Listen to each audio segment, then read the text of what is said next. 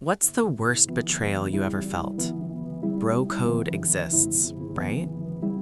Sophomore year of college, that weird in-between stage where you're too old to be naive but still young enough to believe people mean what they say. I had this best friend, Jacob. When I say best friend, I don't mean the casual we hang sometimes type. We were inseparable. We met during freshman orientation when both of us got lost trying to find the econ building. He cracked a dumb joke about how the campus map was probably designed by Picasso, and from then on we clicked instantly. Same humor, same hobbies, same taste in music. We'd stay up late playing NBA 2K, sharing instant noodles and talking about everything. Life, dreams, girls. He was like the brother I never had. Then came her. Emily. I first noticed her in my Philosophy 101 lecture.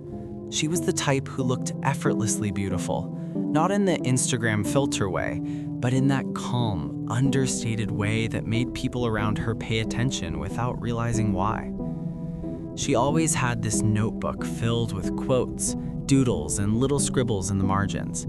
The kind of person who looked like she thought deeply about life, which to a love-struck college guy was incredibly magnetic. One day after class, I finally worked up the courage to talk to her. She smiled, said she'd noticed me too, and we started talking about everything. Socrates, music, favorite movies. It felt like the world had quietly shifted, and suddenly, this was where I was meant to be. Within weeks, I asked her out. We went to a little coffee shop off campus that had mismatched chairs and dim lights. She laughed at my nervous jokes, brushed her hair behind her ear, and when she looked up at me, I swear, I thought she was it. The one. After a few dates, I introduced her to Jacob. He was weirdly indifferent. Just said hey and went back to watching the game. No compliments, no teasing, nothing. I brushed it off. Jacob had his moods sometimes. Maybe he just wasn't into social stuff. Sometimes I'd catch strange glances, not from Emily, but from Jacob. It was subtle, but my gut kept whispering that something wasn't right.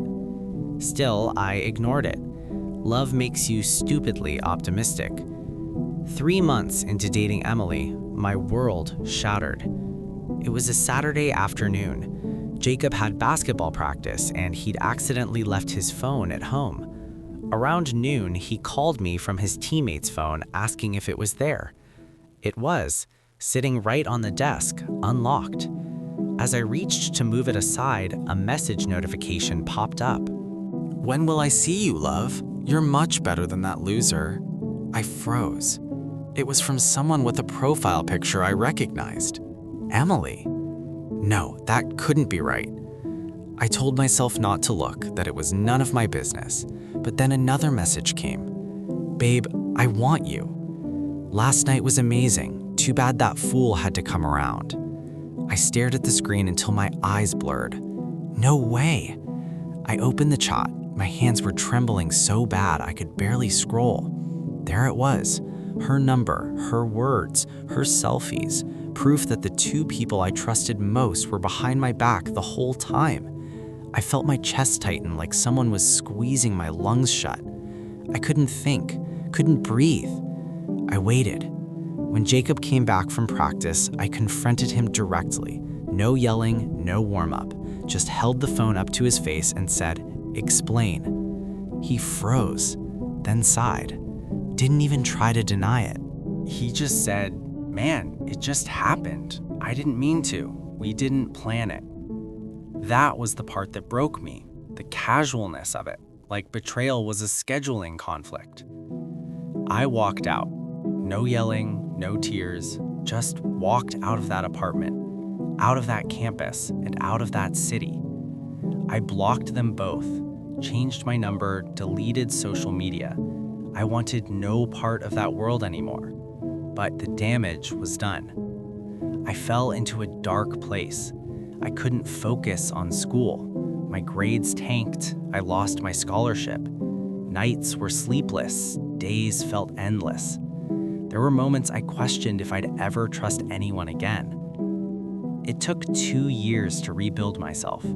2 years of therapy, part-time jobs, and painfully slow healing.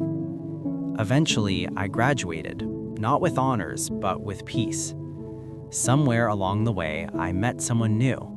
Not the fairy tale kind of love, but real, gentle love. The kind that doesn't burn you, just keeps you warm. Life got better. I landed a job in a marketing firm, moved into a nice apartment, and started writing again. I didn't think about Jacob or Emily for a long time, until one day I ran into an old classmate at a cafe. We caught up, and then he said, "Yo, have you heard about Jacob?" I shook my head. Apparently, Jacob had dropped out after junior year.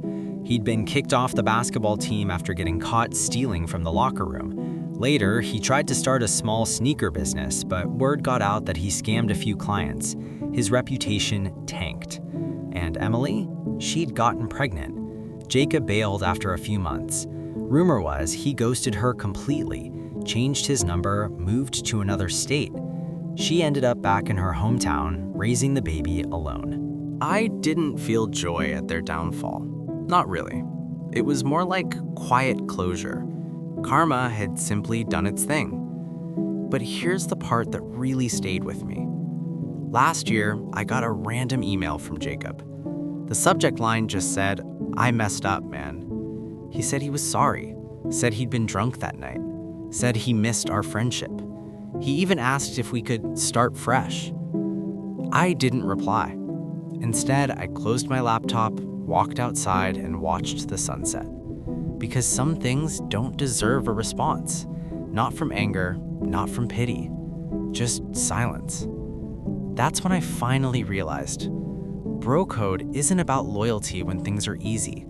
It's about respect when things get hard. And once you break that, you don't just lose a friend. You lose your place in someone's story forever. 2 months later, I heard Jacob had been arrested for fraud, apparently scamming people with fake charity donations online. The irony? He used to joke about how karma was just a social construct. Guess he finally got a real-life lesson in it. And me? I'm doing just fine, with a woman who loves me honestly, and a peace no betrayal could ever take again. Because sometimes revenge isn't payback, it's moving on, while they stay stuck in the mess they made.